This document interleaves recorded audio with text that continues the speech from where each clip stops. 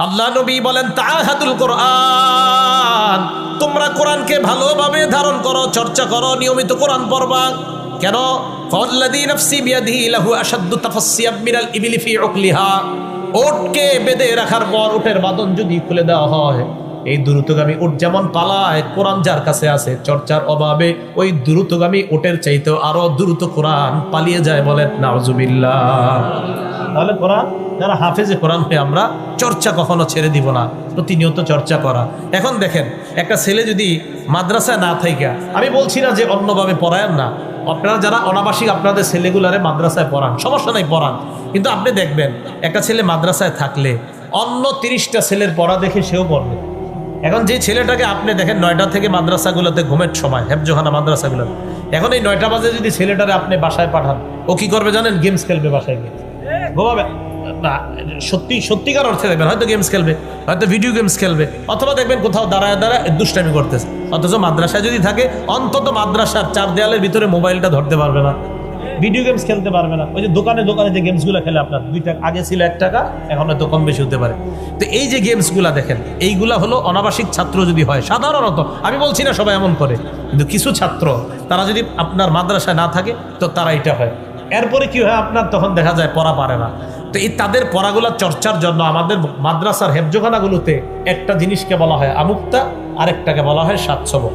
আমুক্তা মানে হলো, মনে করেন আপনার ছেলে 10 পারা কোরআন শরীফ পড়ছে, 10 পারা মুখস্থ হয়েছে, এখন 11 নাম্বার পারা তার সবক চলতেছে, 11 পারার 10 পৃষ্ঠা পড়ছে, আগে মুখস্থ কয় পারা? 10 পারা। এই 10 পারার নিয়ম হলো প্রতিদিন হাফেজ সাহেবকে আজকে আধা পারা, কালকে পরের আধা পারা, এইভাবে পরের দিন, মানে এইভাবে গত 10 পারা একের পর এক সে প্রতিদিন এই শোনাইতে থাকতে হবে। আজকে এই আধা পারা শোনাইলেন, কালকে পরের আধা পারা, এরপরে পরে এভাবে 10 পারা খতম, আবার 10 পারা থেকে আবার প্রথম থেকে শুরু। তো এটা হলো আমুক্তা, প্রতিদিন এটা শোনাইতে হয় ওস্তাদদেরকে, পিছনের পড়াটা তার প্রত্যেক দিন ওস্তাদকে শোনাইতে হয়, এটা হলো আমুক্তা। সাতসবক কাকে বলে? ওই যে 11 নাম্বার পারার 10 পৃষ্ঠা যে পড়ছে, এই 10 পৃষ্ঠা উস্তাদকে প্রত্যেক দিন সকালে শোনাইতে হবে। আবার মনে করেন 11 পৃষ্ঠা পড়ছে সবক, এই 11 পৃষ্ঠা আবার আগামী দিন শোনাইতে হবে। 12 পৃষ্ঠা সবক পড়ছে, এই পুরা 12 পৃষ্ঠা পরের দিন শোনাইতে হবে, পরে সামনে সবক হয়। আবার মনে করেন 14 পৃষ্ঠা সবক পড়ছে, এই 14 পৃষ্ঠা পুরাটা শোনাইতে হবে। আবার হয়েছে 16 পৃষ্ঠা সবক, পরের দিন আবার প্রথম থেকে 16 পৃষ্ঠা সবক শোনাইতে হবে। এটাকে বলা হয় সাতসবক। এটার কারণে কি হয়, আপনার ওই বাচ্চা বারবার চর্চার কারণে কোরআনটা তার সিনার মধ্যে বসে যায়। এই কথা কি বুঝে আসছে? তো দেখেন, এই বিষয়গুলো হয়তো আমরা অনেক সময় বুঝি না। এখন আসেন, কথা হলো যে রাত্রে হুজুর বাচ্চাগুলার যে উঠাই দেওয়া হয় কোরআন পড়ানোর জন্য 3টা, 3:30, 4টার দিকে, এই সময় বাচ্চাগুলারে কেন উঠান? বাচ্চাগুলা তাহাজ্জুদ পড়ে, এগুলা কি হাদিসে আছে? হ্যাঁ, হাদিসে তো শিশুদের তাহাজ্জুদের কথা আছে, বলার পরে তো আপনারা বিশ্বাস করবেন নাকি? সহিহ বুখারী 699, কত হয়? 699, বলেন না কত? হ্যাঁ, 699 নাম্বার হাদিস। আব্দুল্লাহ ইবনে আব্বাস রাদিয়াল্লাহু তাআলা আনহুমার বর্ণনা, তিনি বলেন, বিত্তু ইনদা খালাতি মাইমুনা রাদিয়াল্লাহু তাআলা আনহা। আব্দুল্লাহ ইবনে আব্বাস বলেন, আমি আমার খালা মাইমুনা রাদিয়াল্লাহু তাআলা আনহার বাড়িতে রাত্রি যাপন করলাম। নবীর বিবি মাইমুনা, রাতের বেলা হঠাৎ দেখলাম আল্লাহর নবী কামা ইউসাল্লি মিনাল লাইল, রাতের বেলা নামাজে দাঁড়াইলেন। নবীজি কোথায় দাঁড়াইছে? আব্দুল্লাহ ইবনে আব্বাস বলেন, কুমতু মাহু, আমিও নামাজে দাঁড়াইলাম। সুবহানাল্লাহ। কুমতু আন ইয়াসারিহি, আমি নবীর বাম পাশে দাঁড়াইলাম। ফাআখাযা বিরাসি, নবী আমার মাথা দইরা, এইভাবে দেখেন মাথা দইরা, আকামানি আন ইয়ামিনিহি, আল্লাহ নবী আমারে বাম পাশ থেকে ডান পাশে আইনা দাঁড় করায়া দেয়। আমি নবীর সাথে তাহাজ্জুদে বাম পাশে দাঁড়াইছি, নবী আমার মাথাটা ধইরা এভাবে টান দিয়া ডান পাশে দাঁড় করাইছে। এখন আপনাদের প্রশ্ন, হুজুর এই আব্দুল্লাহ ইবনে আব্বাস যে শিশু ছিল, এটার দলিল কি? আপনি হাদিসে না বলছেন, উনি নামাজ পড়ছে এটা বলছেন, উনি যে শিশু, এটার দলিল কি? প্রশ্ন ঠিক আছে আপনার, উনি যে শিশু ছিল এটার দলিল কি? হ্যাঁ, এটার দলিল আছে। মুসনাদে আহমদ 3437, 3437 নাম্বার হাদিস।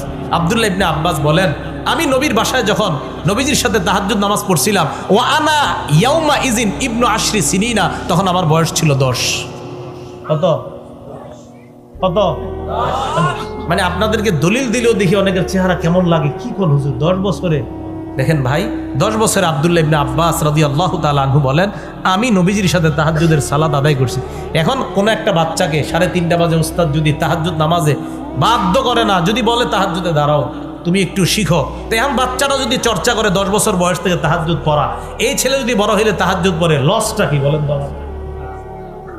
এখন কথা হলো, হুজুর 3:30টায় উঠতে হবে কেন? প্রশ্ন হইতে পারে। সহিহ বুখারীর বর্ণনা, ইয়ানজিলু রাব্বুনা ইলাস সামাঈদ দুনিয়া হিনা ইয়াবকা সুলুসুল লাইলিল আখির। রাতের 1/3 আল্লাহ প্রথম আসমানে অবতীর্ণ করেন। রাতের 1/3 আল্লাহ প্রথম আসমানে আসে। বলেন, রাতের 1/3 আল্লাহ কোথায় আসে? আসার পর আল্লাহ বলে, মাইয়াদউনি, কে আসো আমারে ডাকো। মাইয়াদউনি ফাস্তাজিবা, কে আসো আমাকে ডাকো, আমি তার ডাকে সাড়া দিব। ডাকো, আমারে ডাকো। ওয়া মাইয়াসআলুনি ফাউতিয়া, আমার যে এখন আমার কাছে যা চাইবে আমি আল্লাহ তাই দান করব।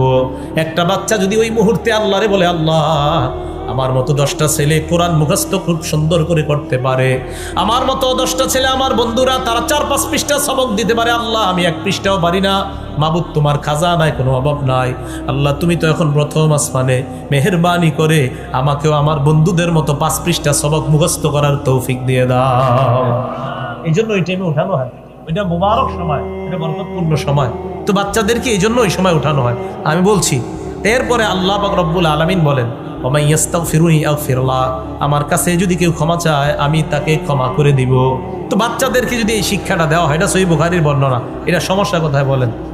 আচ্ছা, এরপরে আসেন আব্দুল্লাহ ইবনে আব্বাস রাদিয়াল্লাহু তাআলা আনহুর বর্ণনা, সহিহ বুখারী 183 নম্বর হাদিসে আসছে। আব্দুল্লাহ ইবনে আব্বাস বলেন, নবী ঘুম থেকে উঠলেন, আমি তাকায় দেখলাম, ঘুম থেকে ওঠার পর আল্লাহ নবীকে আমি দেখলাম ইয়ামসাহু আন ওয়াজহিহি আন-নাউম, চেহারা থেকে এইভাবে ঘুম সরায়া দেয় নবী, চেহারা থেকে ঘুম সরায়া দেয়। এরপর দেখলাম আল্লাহ নবী ওযু করে, আমিও নবীর মতো মতো ওইগুলা করা শিখলাম। এরপর দেখলাম 2-2 রাকাত করে নামাজ পড়ে, আমিও ওইভাবে 2-2 রাকাত করে নামাজ পড়লাম। উস্তাদ হলেন দুনিয়ার শ্রেষ্ঠ মানুষ মুহাম্মদ সাল্লাল্লাহু আলাইহি ওয়াসাল্লাম, আর ছাত্র হলেন শিশু আব্দুল্লাহ ইবনে আব্বাস রাদিয়াল্লাহু তাআলা আনহুমা। এখন বলেন, এই জাতীয় একটা শিক্ষা যদি মাদ্রাসায় দেওয়া হয়, খারাপ কোথায়? হ্যাঁ, এটাই খারাপ না ভালো? এখন আসেন, এরপরেও বলা হয়েছে যে সংস্কার প্রয়োজন, যেমন বেশি বেত্রাঘাত, এটা ঠিক না, ঠিক আছে। এরকম মারা, প্রচুর প্রহার করা, এটা ঠিক না। হ্যাঁ, এটার বিরোধিতা করা ঠিক আছে, মারাটা ঠিক না। প্রচুর পরিমাণ প্রহার করা ঠিক আছে, এটা ঠিক না বর্তমান যুগে, এটা ঠিক না, এটা ঠিক আছে। তো এরপরে একটা প্রশ্ন উঠছে যে মাদ্রাসাগুলোকে সংস্কার করা দরকার, হেফজখানা। তো এটার পক্ষে, এটার ব্যাপারে আমি বলি, আমাদের মোহতারাম মুফতি আলী হাসান উসামা, চিনেন না আপনারা?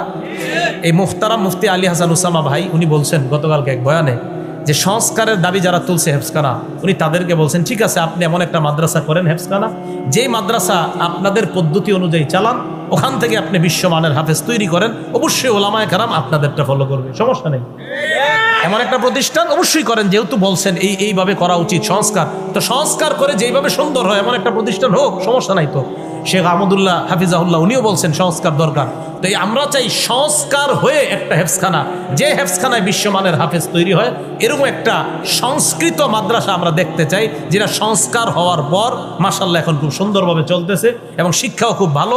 অবশ্যই আলেমরা যদি দেখে ওই সংস্কারকৃত মাদ্রাসায় পড়াশোনা ভালো হয়, অবশ্যই সেটাকেই ওলামায়ে কেরাম গ্রহণ করবে। হ্যাঁ, আর যদি দেখা যায় না সংস্কার করার পর ওটার অবস্থা আগের চেয়ে আরো খারাপ, তাহলে ভাই আগে যা ছিলাম তাই ভালো। কি বলেন, ঠিক আছে না কথাটা? কিন্তু কোনো উগ্র আচরণ করা যাবে না। তাহলে এটা ঠিক আছে, যদি সংস্কার, এটা অবশ্যই সুন্দর কথা, প্রত্যেকটা জিনিসের সংস্কার হওয়াটা ভালো, খারাপ না। কিন্তু সংস্কার হওয়ার পর দেখতে হবে এটা ফলাফল কি। যদি ফলাফল দেখা যায় খারাপ, তাহলে তো এটা সংস্কার হলো না। তো যাই হোক, বলছিলাম সন্তানকে যদি অনাবাসিক পড়ান বা আবাসিক পড়ান, যে মাদ্রাসা দিল, তো পড়ানোর সময় আপনি একটু সতর্ক থাকবেন। ও যদি বাসায় রেখে পড়ান, বাসায় নিয়মিত কোরআন চর্চা করে কিনা, এটা আপনি অভিভাবক খেয়াল রাখতে হবে। ওস্তাদ তো আর আপনার বাসায় এসে খেয়াল রাখবে না। তো এই জন্য বাসায় ছেলেটা ডেলি কোরআন পড়ে কিনা, এই খেয়াল কিন্তু আপনাকে রাখতে হবে। আল্লাহ আমাদেরকে বুঝার তৌফিক দান করেন। তাহলে বলছিলাম 6টা কথা মাথায় রাখা। 2 নাম্বার, নিয়মিত কোরআন চর্চা করা। 3 নাম্বার, মাঝে মাঝে অন্যের কাছ থেকে কোরআন শোনা। সুবহানাল্লাহ, মাঝে মাঝে অন্যের কাছ থেকে কি শোনা? কোরআন শোনা। সহিহ বুখারী 5055 নম্বর হাদিস, আব্দুল্লাহ ইবনে মাসউদ রাদিয়াল্লাহু তাআলা আনহুকে আল্লাহ নবী কয়, আব্দুল্লাহ ইবনে মাসউদ তুমি আমাকে কোরআন পড়ে শোনাও, ইকরা আলাইয়া কোরআন, তুমি আমাকে কোরআন পড়ে শোনাও। আব্দুল্লাহ ইবনে মাসউদ জবাব দিলেন, আকরা আলাইকা ওয়া আলাইকা উনজিলা ইয়া রাসূলুল্লাহ, আমি আপনাকে কোরআন পড়ে শোনাবো, অথচ কোরআন আপনার উপর নাজিল করা হয়েছে, আমি কিভাবে আপনাকে কোরআন পড়ে শোনাই? আল্লাহ নবী জবাব দেয়, উহিব্বু আন আসমাআহু মিন গায়রি, আমার মাঝে মাঝে অন্যের থেকে কোরআন শুনতে মনে চায়। আব্দুল্লাহ ইবনে মাসউদ বলেন, আমি কোরআন পড়া শুরু করলাম, সূরা নিসা তেলাওয়াত শুরু করলাম, হাত্তা ইদা বালাগতু পড়তে পড়তে যখন সূরা নিসার 41 নাম্বার আয়াতে আসলাম, ফাকাইফা ইযা জিনা মিন কুল্লি উম্মাতিন বিশাহীদ ওয়া জিনা বিকা আলা হাউলাই শাহীদা। এই আয়াতে যখন আসলাম, আসার পর আল্লাহ নবী আমাকে বললেন, ও ইবনে মাসউদ তুমি থেমে যাও। আব্দুল্লাহ ইবনে মাসউদ বলেন, আমি থেমে গেলাম। ওই আয়াতে আসছে সেদিন কি অবস্থা হবে, যেদিন উম্মতের বিরুদ্ধে আমি সাক্ষীদার করাবো সেদিন কি অবস্থা হবে। আল্লাহর নবী এই আয়াত যখন শুনলেন, আব্দুল্লাহ ইবনে মাসউদকে বললেন, তুমি থামো। আব্দুল্লাহ ইবনে মাসউদ বলেন, আমি থামলাম। থামার পর মাথা উঠায় নবীর দিকে তাকাইলাম, তাকায় দেখি আল্লাহর নবীর চোখ মুবারক থেকে পানি ঝরে পড়তেছে, কাঁদতেছে উম্মতের জন্য। আহারে কি হবে উম্মতের। তাহলে অন্যের কাছ থেকে মাঝে মাঝে কোরআন শুনলে আপনার চোখ দিয়ে পানি পড়বে যদি অর্থ বুঝেন।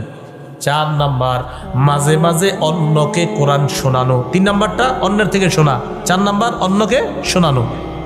সহিহ বুখারী হাদিস নাম্বার 4964 নাম্বার হাদিস। এই হাদিসের মধ্যে আসছে রাসূল আকরাম সাল্লাল্লাহু আলাইহি সাল্লাম উবাই ইবনে কাব রাদিয়াল্লাহু তাআলা আনহুকে বলেন, উবাই ইন্নাল্লাহা আমারানি আন আকরা আলাইকা। উবাই, আল্লাহ আমারে আদেশ করছে আমি যেন তোমারে কোরআন পড়ে শোনাই। সুবহানাল্লাহ। নবীজির সাহাবা হযরত উবাই বলেন, আল্লাহু সাম্মানি ইয়া রাসূলুল্লাহ। হুজুর আল্লাহ কি আমার নামটা নিয়ে বলছে? হুজুর আল্লাহ কি আমার নাম নিয়ে বলছে? নবীজি বললেন, আল্লাহু সাম্মানি লিহা উবাই। আল্লাহ তোমার নাম এই উবাই এই নামটা নিয়েই বলছে আমি যেন তোমারে কোরআন শোনাই। হযরত উবাই কান্না করা শুরু করছে যে আল্লাহ ওনার নাম নিছে। তো 4 নাম্বার, মাঝে মাঝে অন্যকে কোরআন শোনানো। বলেন মাঝে মাঝে অন্যকে কোরআন শোনানো। তো এই আমলগুলা করা, যে অন্যকে কোরআন শোনানো। 3 নাম্বার, অন্যের কাছ থেকে কোরআন শোনা। 4 নাম্বার, মাঝে মাঝে অন্যকে কোরআন শোনানো। এই কাজটা আমরা করব, যে অন্যকে কোরআন শোনানো। 5 নাম্বার, এই কোরআনকে কখনো পরিত্যাগ না করা। মাঝে মাঝে দেখবেন মনে হবে, থুর, এই হেফজখানা মাদ্রাসার হুজুর এই কাজটা ঠিক করে নাই। দেখেন একজন হুজুর ভুল করলে আপনি কেন পুরো জাতির উপরে কষ্ট হবে আপনার? ভুল করছে একজন, এখন পুরো জাতির উপরে কষ্ট নিয়েন না।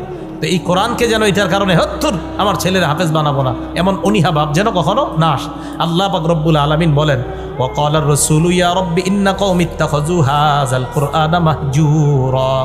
আল্লাহ পাক রব্বুল আলামিন কিয়ামতের ময়দানে আল্লাহর কাছে বলবে, আল্লাহ, রাসূল বলবে, ইয়া রাব্বি, হে আমার রব, ইন্না কওমি ইত্তাখাযু হাযাল কুরআনা মাহজুরা। আমার সম্প্রদায় এই কোরআন পরিত্যাগ করেছে। আল্লাহ, কোরআন পরিত্যাগ করা যাবে না। সূরা ফুরকানের 30 নাম্বার আয়াতে আল্লাহ বলেন যে রাসূল মামলা করবে আল্লাহর কাছে যে আমার সম্প্রদায় কোরআন পরিত্যাগ করছে। কোরআন জিবরিল আমিন, রুহুল আমিন জিবরিল আলাইহিস সালাতু ওয়াস সালাম নিয়ে এসেছেন আলা কলবিকা লিতাকুনা মিনাল মুনজিরিন।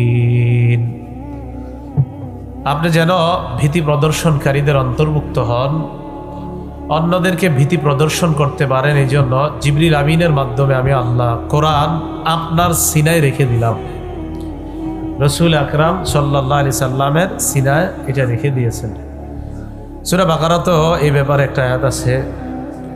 আল্লাহ পাক রব্বুল আলামিন বলেন, মান কানা আদুওয়াল লিজিবরিল ফাইন্নাহু নাযালাহু আলা কলবিকা বিইذনিল্লাহ। সূরা বাকারা আয়াত নাম্বার 97 আল্লাহ বলেন, ফাইন্নাহু নাযালাহু আলা কলবিকা বিইذনিল্লাহ। এই কোরআন জিবরিল আমিন আপনার সিনার মধ্যে অবতীর্ণ করেছেন আল্লাহর হুকুমে। আপনার সিনার মধ্যে জিবরিল কোরআন রেখে দিয়েছেন। 4 নাম্বার কথা, কোরআনের ভাষা আরবি ভাষা। সূরা শুআরার 195 নাম্বার আয়াতে আল্লাহ বলেন, বিলিসানিন আরবিয়্যিম মুবিন। সূরা শুআরার 192 থেকে 95 নাম্বার আয়াত পর্যন্ত আল্লাহ বললেন, 1 নাম্বার, এটা আল্লাহ নাজিল করেছেন। 2, জিবরিল আমিন নিয়ে এসেছেন। 3, মুহাম্মদ সাল্লাল্লাহু আলাইহি সাল্লামের সিনায়। 4 নাম্বার আরবি ভাষায়।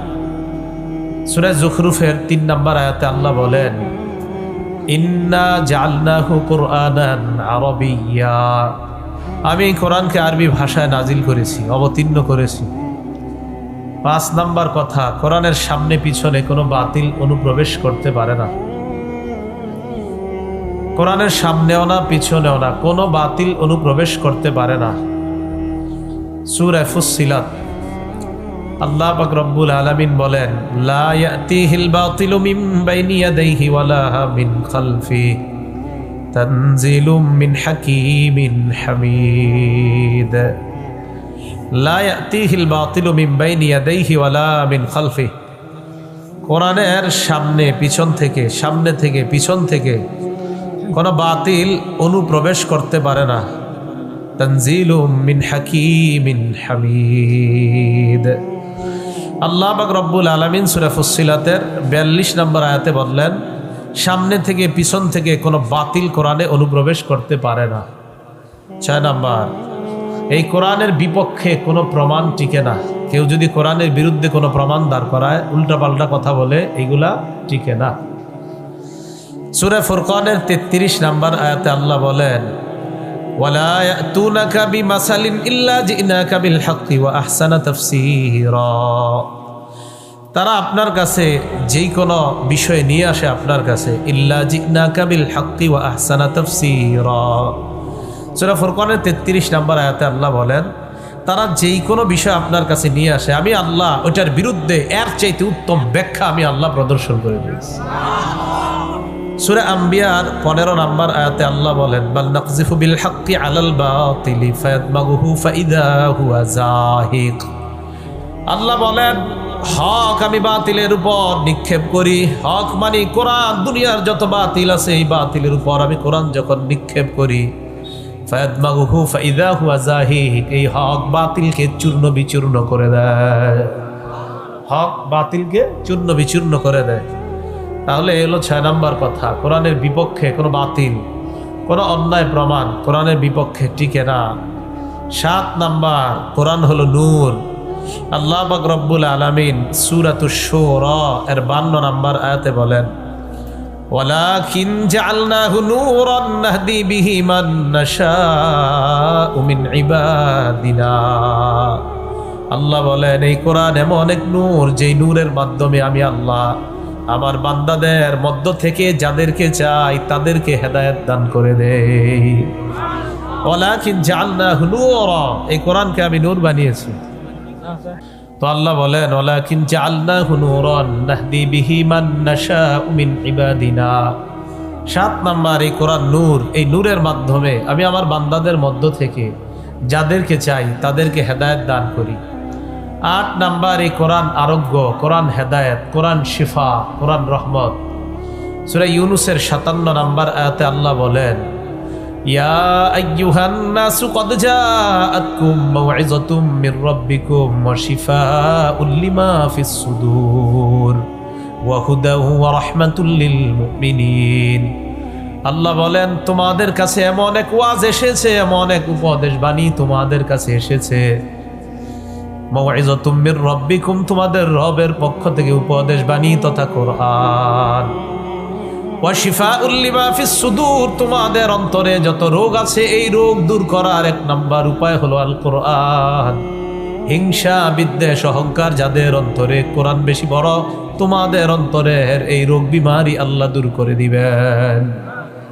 কোরআন আরোগ্য, কোরআন শিফা, ওয়া হুদা, কোরআন হেদায়েত। যারা কোরআনের কাছ থেকে হেদায়েত চায় আল্লাহ তাদেরকে হেদায়েত দান করে দেয়। ওয়া রাহমাতুল লিল মুমিনিন, ঘরে ঘরে যদি কেউ রহমত চায়, দৈনিক যদি কোরআন তেলাওয়াত করে, ওই ঘরটাকে আল্লাহ রহমতময় বানায়া দেয়। কোরআন হেদায়েত, কোরআন আরোগ্য, কোরআন রহমত। মন দিয়ে শুনেন শেষ পর্যন্ত কথাগুলো। 9 নাম্বার, এই কোরআন সারা পৃথিবীর সবাই মিলেও কোরআনের মতো একটা সূরা বানাইতে পারবে না, 10টা সূরা বানাইতে পারবে না, কোরআনটাই বানাইতে পারবে না। আচ্ছা, প্রথমে কোরআন মনে করেন, সূরা বনী ইসরাঈলের 88 নম্বর আয়াতে আল্লাহ বলেন, কুল্লা ইন ইজতামাআতিল ইনসু ওয়াল জিন্নু আলা আন ইয়াতু বিমিসলি হাযাল কুরআন।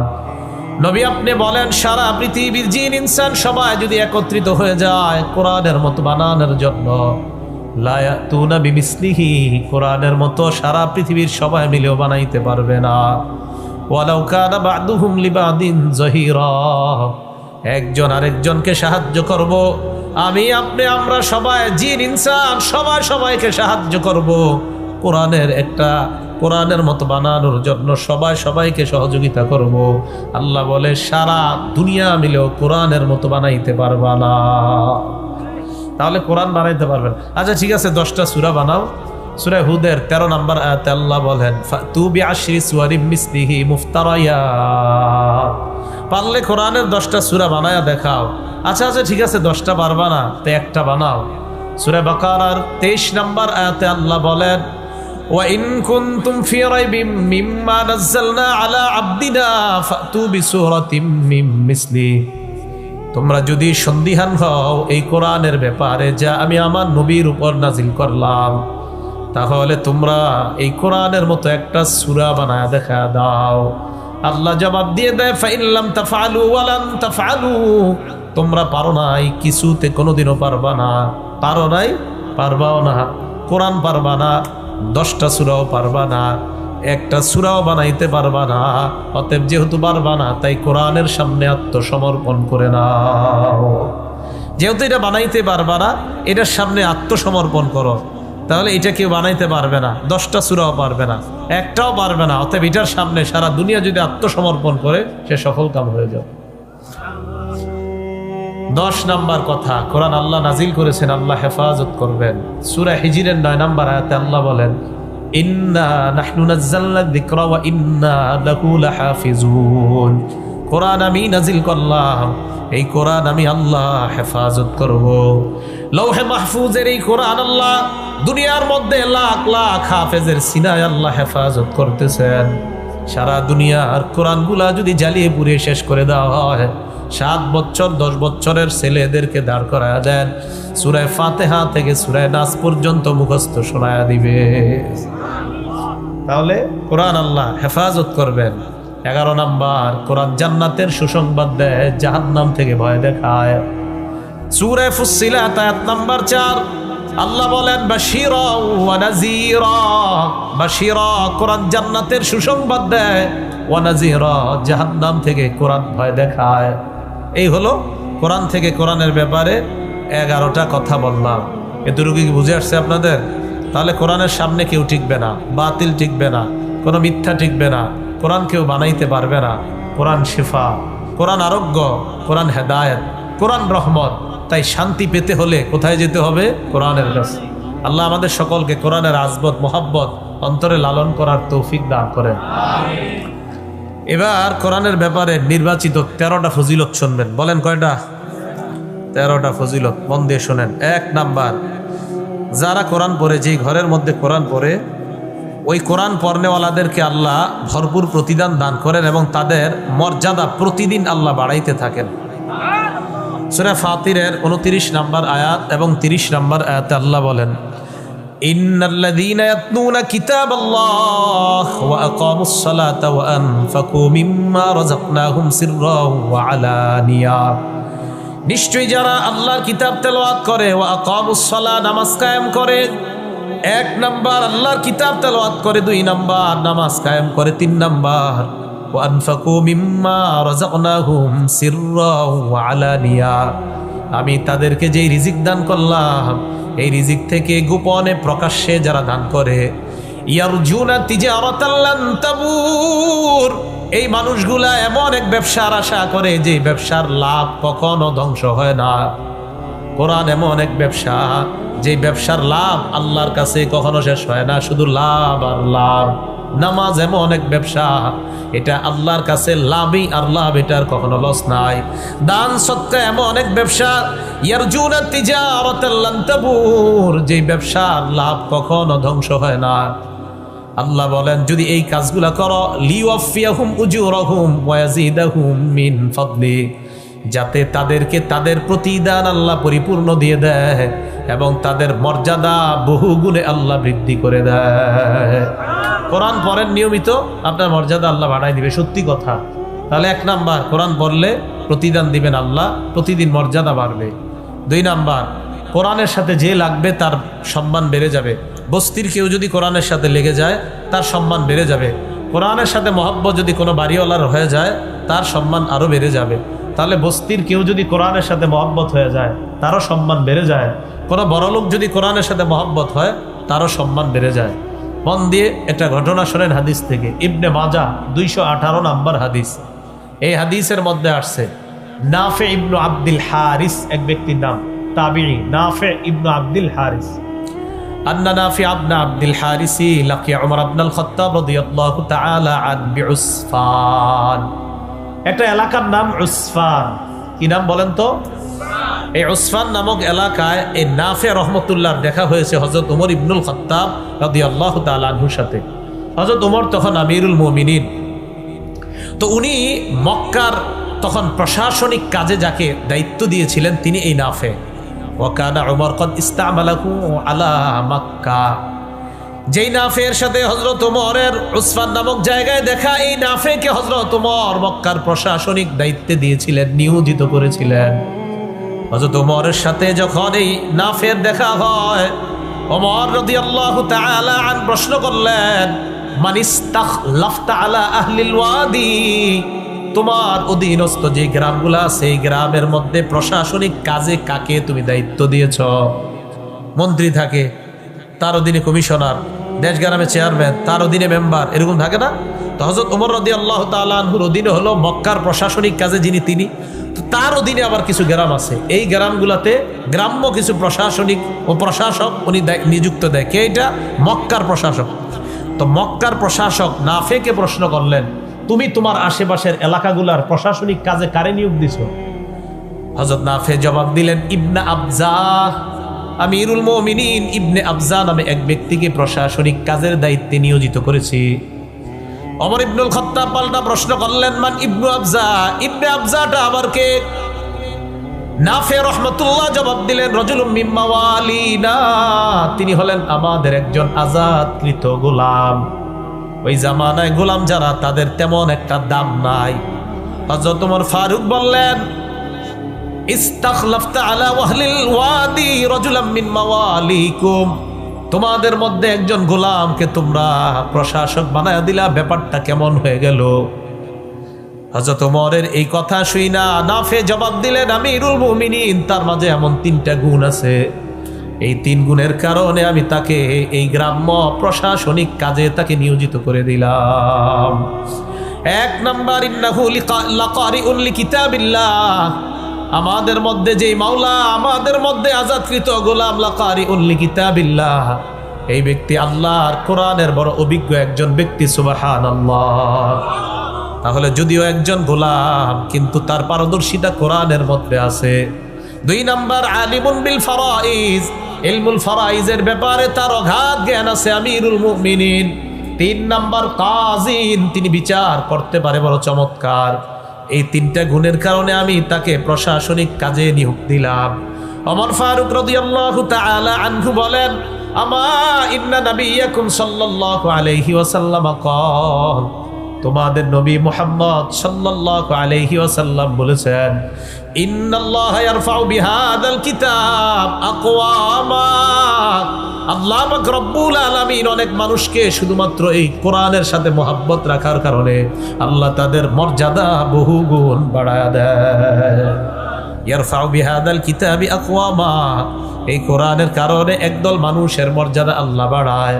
ওয়ায়াদউ বিহি আখরিন, আর একদল মানুষের লাঞ্ছনার শেষ করে দেয় আল্লাহ। তাহলে কোরআনের দ্বারা কারো মর্যাদা বাড়ে, আবার কোরআন দ্বারা কেউ লাঞ্ছিত হয়ে যায়।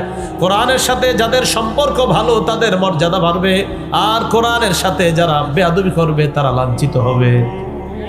তারা কি হবে? লাঞ্ছিত হবে। তাহলে 2 নাম্বার জানলাম আমরা, কোরআনের কারণে একজন গোলাম, আজাদকৃত গোলাম প্রশাসনিক দায়িত্ব পেয়ে গিয়েছে। বলেন তো তার যোগ্যতা কি? কোরআন। তাহলে কোরআন এমন এক কিতাব, যে কিতাব গরিবদেরকেও সম্মানের আসনে বসায়া দেয়। আমাদের দেশে যারা আন্তর্জাতিক পর্যায়ে হাফিজি কোরআনের মধ্যে যারা হেফজুল কোরআনে যারা আপনার আন্তর্জাতিক পর্যায়ে যারা অবদান রাখতেছে, এই নাজমুস সাকিব আপনাদের ময়মনসিংহের একদম আপনার সহজ সরল একদম একটা আপনার অজপাড়া গ্রামের ছেলে ছিল নাজমুস সাকিব। কোরআন তারে কই উঠাইছে। হাফেজ তাকরিম, এই ছেলের বাবা সিরাজগঞ্জ চরে ওদের বাড়িঘর সব নিয়ে নিছে। পরে ওর বাবা নাগরপুর টাঙ্গাইল ওখানে এসে বাড়ি করছে। এখন দেখেন আপনারা বাড়ি এত নর্মাল তাদের বাড়িঘর, কিন্তু আজকে কোরআনের কারণে এই তাকরিমের ঘর যদিও টিনের, তো সারা দুনিয়াতে তা মুখে মুখে আল্লাহ তার নাম ছড়ায় দিচ্ছে। কোরআনের কারণে না, কোরআন মানুষের মর্যাদা বাড়ায়। 3 নাম্বার, কোরআন যে শিখে এবং যাকে শিখায়, কোরআন যে শিখে এবং যাকে শিখায় উভয়কে নবীজি সাল্লাল্লাহু আলাইহি সাল্লাম পৃথিবীর সবচেয়ে উত্তম ব্যক্তি বলছে। তিরমিজি শরীফের 2909 নম্বর হাদিসের বর্ণনা, ক্বালা রাসূলুল্লাহ সাল্লাল্লাহু আলাইহি ওয়াসাল্লাম, আল্লাহ নবী বলেন, খায়রুকুম মান তাআল্লামাল কুরআন ওয়া আল্লামা, তোমাদের মধ্যে সর্বোত্তম ওই ব্যক্তি যে ব্যক্তি কোরআন শিখে এবং অন্যকে শিখায়। আল্লাহ নবী বলেন, যে কোরআন শিখে অন্যকে শিখায় আমি নবী তাদেরকে দুনিয়ার সর্বোত্তম ব্যক্তি বলে ঘোষণা করলাম। এই যে মাদ্রাসার ভিত্তি প্রস্তর করলেন, একজন পড়াবে আরেকজন শুনবে, একজন পড়াবে আরেকজন শুনবে। আল্লাহ নবী বলেন, যিনি পড়ায় আর যারা পড়ে ওনার কাছে আমি নবী তাদেরকে দুনিয়ার সর্বোত্তম ব্যক্তি বলে ঘোষণা করলাম। তাহলে আলিফ বা পড়ায় যারা পড়ে, যিনি পড়ায় যারা পড়ে তাদেরকে নবী সর্বোত্তম ব্যক্তি বলছেন। শুধু তাই নয়, মাদ্রাসার মধ্যে একসাথে 10টা 12টা বাচ্চা একসাথে যখন পড়ে, কফ বা তা ইত্যাদি যখন একসাথে পড়ে, এই পড়াগুলা সারা জীবন মনে থাকে। মদ্দে লাজিম কলমি মুসাক্কাল, মদ্দে লাজিম কলমি মুখাফফাফ। আমি 25 বছর আগে পড়ছি, এই 25 বছরে একদিনও আর পড়ি নাই, এখনো আলহামদুলিল্লাহ মনে আছে। এটা কেন মনে আছে জানেন? মক্তবে একসাথে যে পড়ছি দুষ্টামি করতে করতে, এই জন্য মাথায় ঢুকে গেছে। আর বাচ্চাদের নিয়ম এইটা, একসাথে এদেরকে যখন পড়াবেন তখন এদের মাথায় জিনিসগুলো ঢুকে যায়। এটা বাচ্চাদের একটা নিয়ম। তো এই জন্য বাচ্চাদেরকে যদি আপনার আনন্দ দিয়ে পড়ানো যায় তখন তাদের মাথায় এটা খুব সহজে ঢুকে যায়। তো এই বিষয়গুলো কেউ আমরা অন্যদিকে না নেই, বরং এই পদ্ধতির কারণেই আপনার এখনো পড়া এবং পড়ানোর সৌন্দর্য মাদ্রাসার মধ্যে টিকে আছে। কথা কি বুঝে আসছে? 4 নাম্বার, কোরআনের কারণে একটা অক্ষর যদি, কোরআনের একটা অক্ষর যদি কেউ পড়ে, তার আমল নামায় সাথে সাথে 10টা নেকি আল্লাহ লিখে দেন। তিরমিজি শরীফের 2910 নম্বর হাদিস, ক্বালা রাসূলুল্লাহ সাল্লাল্লাহু আলাইহি ওয়াসাল্লাম, আল্লাহ নবী বলেন, মান ক্বারা হারফাম মিন কিতাবিল্লাহ ফালাহু বিহি হাসানা ওয়াল হাসানাতু বিআশরি আমসালিহা। কোরআনের একটা অক্ষর যদি কেউ পড়ে তার আমল নামায় সাথে সাথে 10টা নেকি লিপিবদ্ধ হয়ে যায়। আল্লাহ নবী বলেন, লা কুলু আলিফ লাম মিম হারফুন। আল্লাহ নবী বলেন, আলিফ লাম মিম এই পুরাটা একটা অক্ষর, এটা আমি বলি না। নবীজি বলেন, বরং বাল আলিফুন ওয়ালাকিন আলিফুন হরফুন ওয়ালাবুন হরফুন ওয়া মিমুন হরফুন। এই যে আলিফ লাম মিম পড়লাম, আল্লাহ নবী কয় আলিফ একটা অক্ষর, লাম একটা অক্ষর, মিম একটা অক্ষর, তোমার আমল নামায় 30টা সওয়াব লিপিবদ্ধ হয়ে যায়। কোরআনের এক অক্ষরে কয় নাকি? 10 নাকি। বলেন, কোরআনের এক অক্ষরে কয় নাকি? ঘরে ঘরে কোরআন তেলাওয়াত খুব বেশি পরিমাণে করার তৌফিক দান করেন। 5 নাম্বার, যে ব্যক্তি কোরআন পড়ে তার দৃষ্টান্ত কমলা লেবুর মতো। বলেন, কার মতো? সহিহ বুখারী হাদিস নাম্বার 5427 নম্বর হাদিস, ক্বালা রাসূলুল্লাহ সাল্লাল্লাহু আলাইহি ওয়াসাল্লাম, আল্লাহ নবী বলেন, মাসালুল মুমিনিল্লাযী ইয়াকরাউল কুরআন মাসালুল উতরুজ্জা। যেই মুমিন কোরআন পড়ে তার দৃষ্টান্ত হলো উতরুজ্জা ফলের মতো। উতরুজ্জা ফলটা অনেকটা কমলা লেবুর মতো, মালটার মতো, তবে মালটা না, এটা সৌদি আরব পাওয়া যায়। উতরুজ্জা অনেকটা মালটার মতো, তবে মালটা না, দেখতে অনেকটা এমন, এটা সৌদি পাওয়া যায়। রিহুহা তাইয়িবুন ওয়া তা'মুহা তাইয়িবুন, এটার স্বাদ বড় চমৎকার, এটার ঘ্রাণও বড় চমৎকার।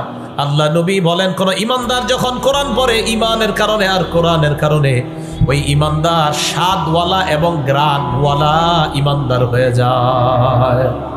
বলেন, কোন ইমানদার কোরআন পড়লে তার ঘ্রাণ কোরআনের কারণে আর ইমানের কারণে তার স্বাদ আল্লাহর কাছে হয়ে যায়। আল্লাহ আমাদেরকে কোরআনওয়ালা ইমানদার হওয়ার তৌফিক দান করেন।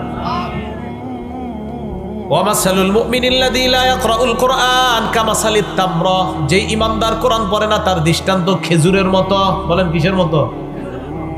খেজুরের স্বাদ আছে কিন্তু খেজুরের ঘ্রাণ নাই। লা রিহালাহা ওয়া তা'মুহা তাইয়িবুন, কয় খেজুরের ঘ্রাণ নাই তবে স্বাদ আছে। যে ইমানদার কোরআন পড়ে না, ইমানের কারণে স্বাদ আছে তবে ঘ্রাণ নাই।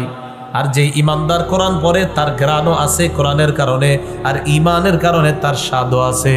3 নাম্বার, ওয়া মাসালুল মুনাফিকিল্লাযী ইয়াকরাউল কুরআন, যেই মুনাফিক কোরআন পড়ে তার দৃষ্টান্ত মাসালুর রাইহানা, গোলাপ ফুলের মতো। কিসের মতো? ঘ্রাণ আসেনি গোলাপ ফুলের। রিহুহা তাইয়িবুন ওয়া তা'মুহা মুররুন, গোলাপ ফুলের ঘ্রাণ আছে, তবে তার স্বাদ তিতা। গোলাপ ফুলের ঘ্রাণ আছে, কোরআন পড়ার কারণে মুনাফিকেরও ঘ্রাণ আছে, তবে তার স্বাদ তিতা ঈমান না থাকার কারণে ভিতরে কিছু নাই।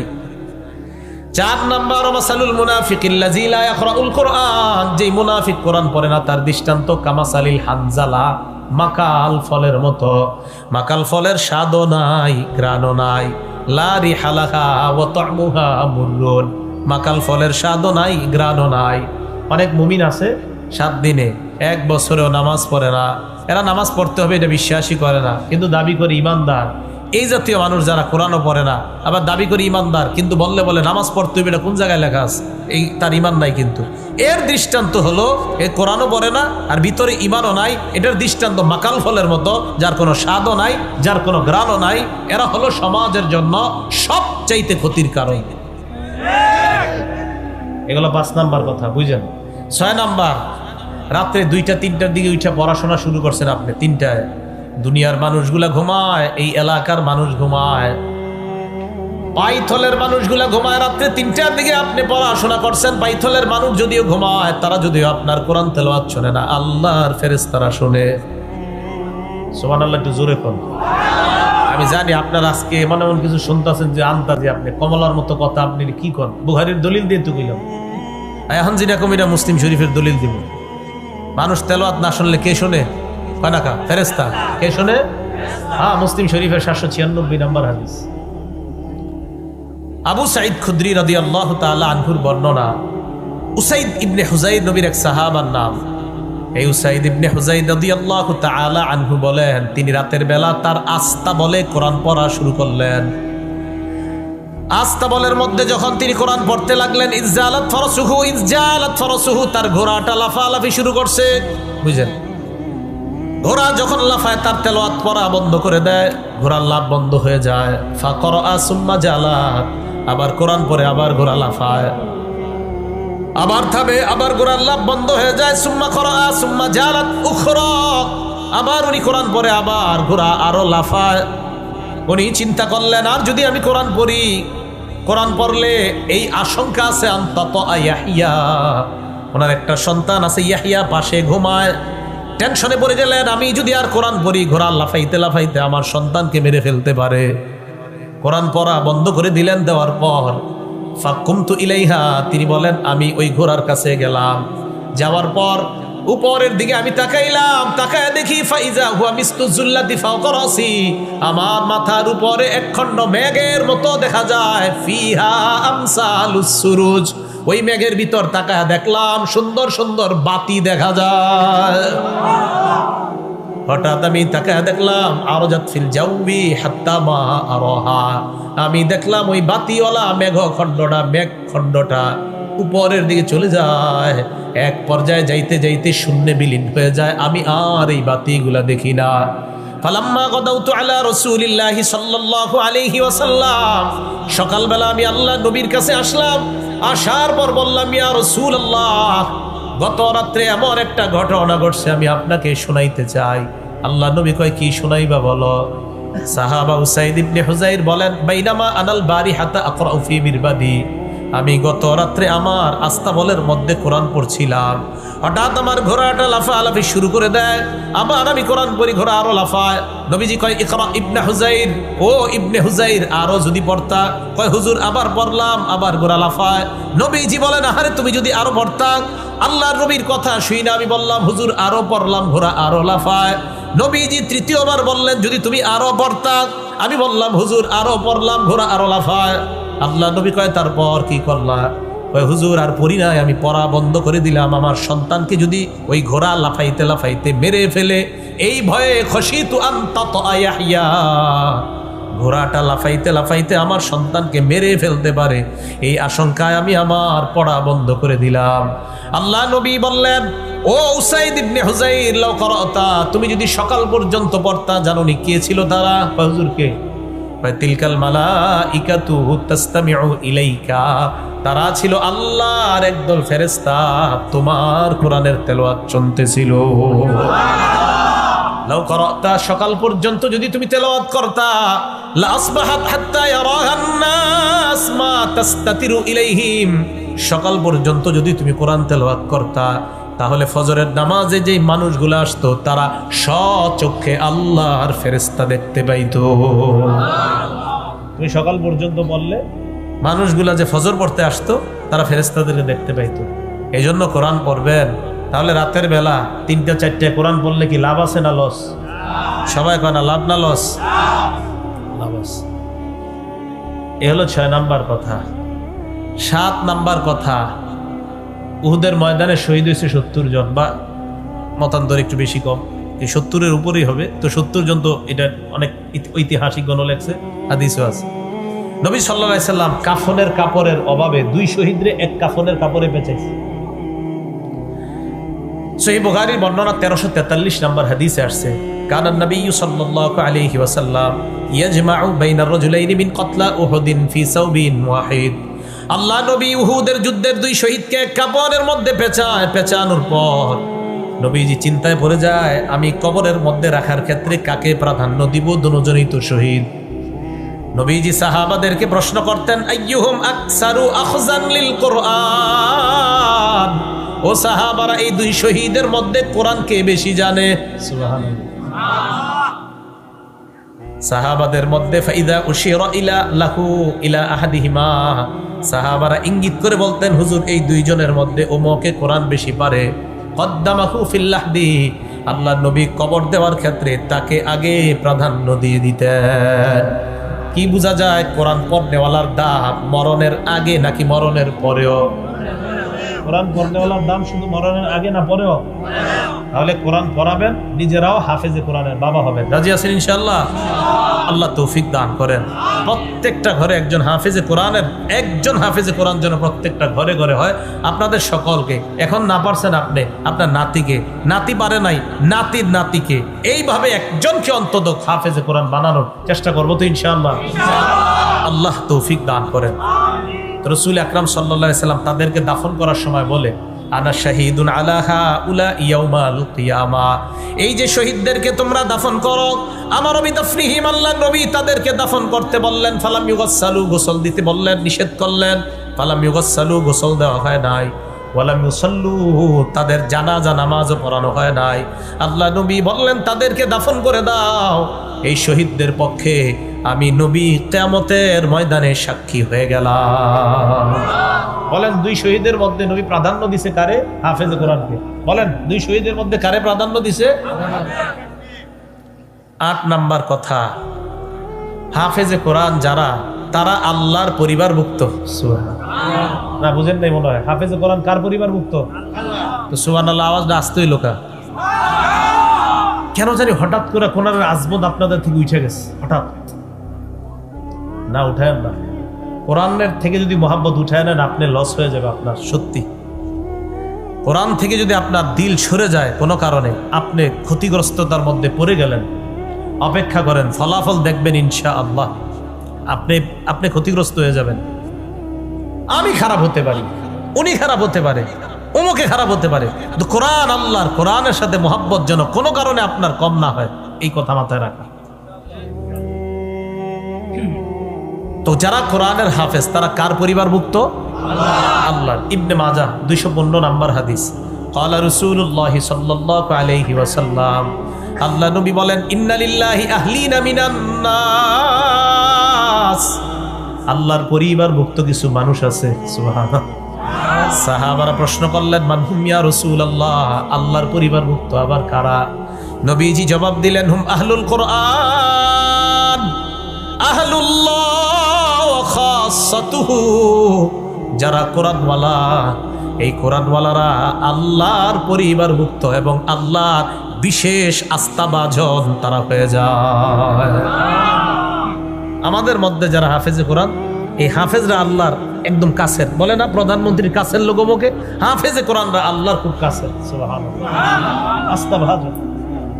এখন দেখেন, যাকে আল্লাহ দাম দিছে, যাকে নবী দাম দিছে, আমি আপনি সম্মান দিতে আমাদের সমস্যা কোথায়? কোনো সমস্যা নেই। দেখেন আমার আব্বা হাফেজে কোরআন ছিল না, আমার আব্বা হাফেজে কোরআন ছিল না, অথচ আমার আব্বার 3টা সন্তান, আমরা 3 ভাই হাফেজে কোরআন।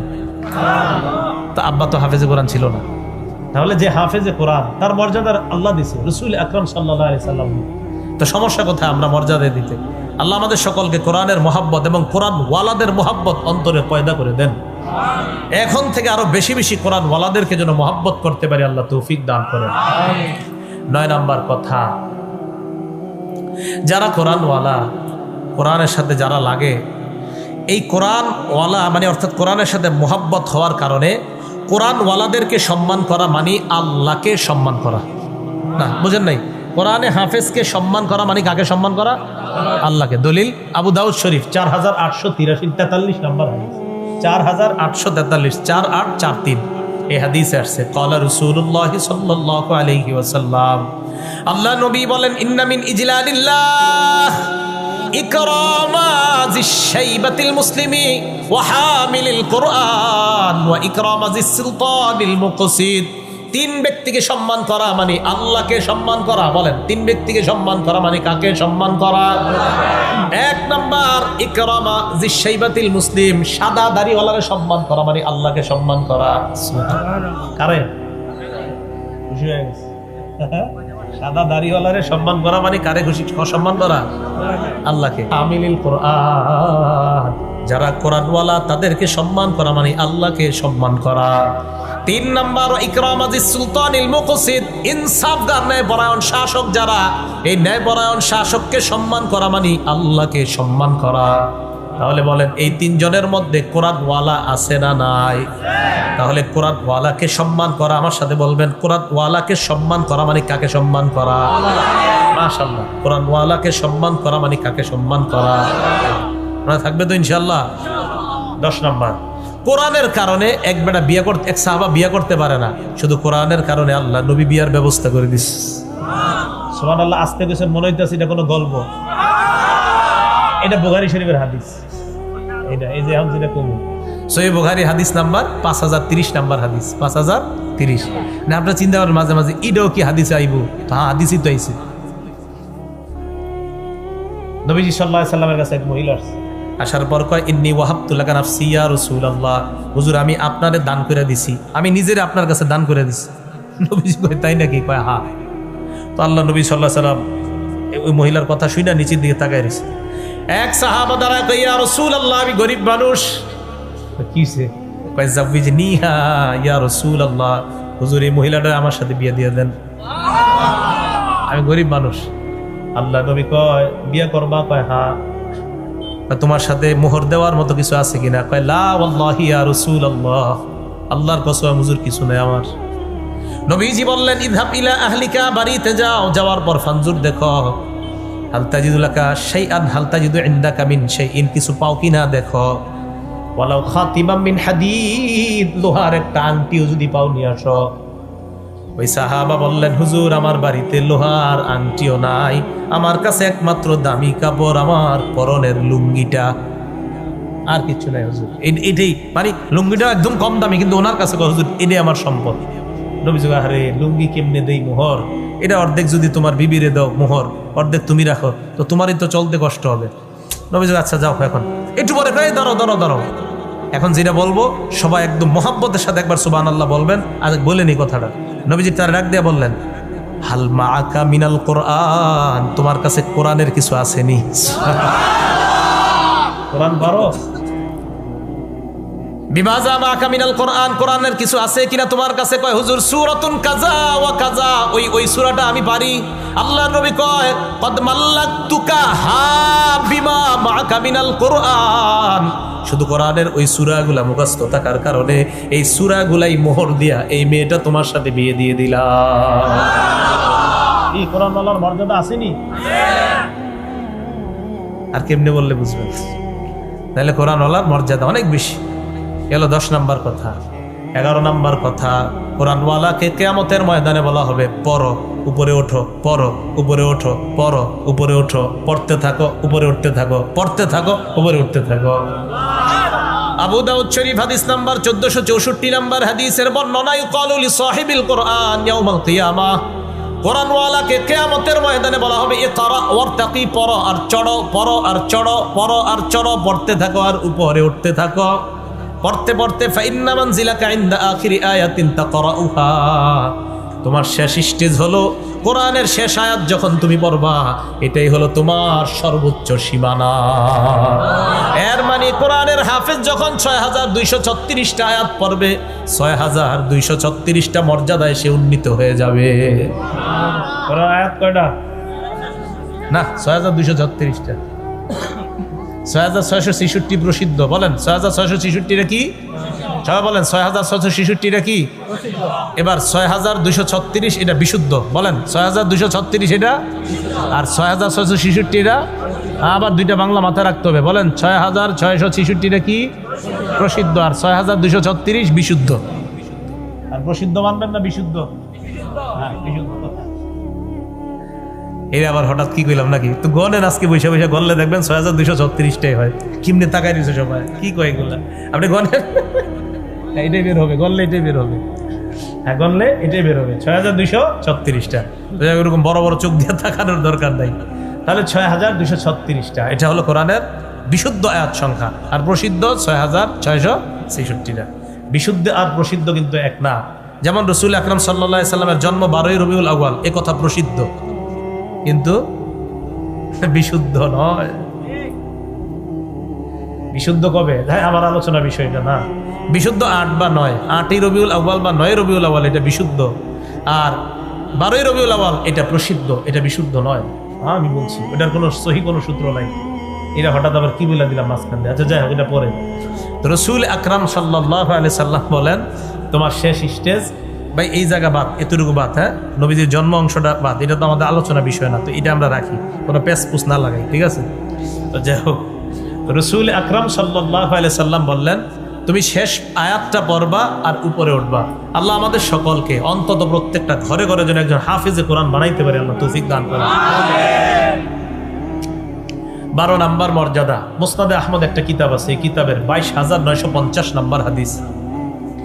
এই হাদিসে আসছে কিয়ামতের ময়দানে একজন হাফেজে কোরআন গিয়ে বলবে, এ আমারে চিনো? হাফেজে কোরআন বলবে, না চিনি না। কাহাল তারিফুনি, আমারে চিনো? হাফেজে কোরআন বলবে, মা আরিফুকা, আমি আপনারে চিনি না। আরে আমারে চিনো? না চিনি না। তখন কোরআন বলবে, আনা সাহিবুকাল কোরআন, আমি হলাম তোমার দুনিয়ার সাথী কোরআন। আনাল্লাযী আজমাতুকা ফিল হাওয়াজিন, আমি দুনিয়াতে রমজান মাসে দিনের বেলা তোমারে খাইতে দেই নাই। ওয়াসহারতু লাইলাতাক, রাতের বেলা তোমাকে ঘুমাইতে দেই নাই। আমি হলাম সেই কোরআন। এই কথা বলতে বলতে ফায়ুতাল মুলকা বিয়ামিনিহি, হাফেজ কোরআনের ডান হাতে জান্নাতের মালিকানা দেওয়া হবে। ওয়াল খুলদা বিশিমালিহি, বাম হাতে ওই মালিকানা অর্থাৎ জান্নাতের মধ্যে চিরস্থায়ী থাকার একটা সার্টিফিকেট দেওয়া হবে। ডান হাতে মালিকানা, বাম হাতে চিরস্থায়ী সার্টিফিকেট, রেজিস্টার।